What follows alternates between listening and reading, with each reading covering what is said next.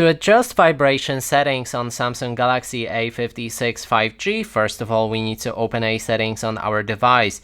Then navigate to sounds and vibrations options, and right here we can find all of the settings regarding vibrations. So first of all, you can enable or disable vibrate while ringing, which enables vibrations for your ringtones. Next thing we can do is enter call vibration, that you can switch between different options.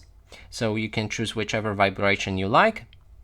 Next is the notification vibration, and it's basically the same thing, but applies only to notifications. Next, we can enter system vibrations and activate or deactivate different vibrations feedback for different actions. And you can also adjust the intensity of that vibrations as well.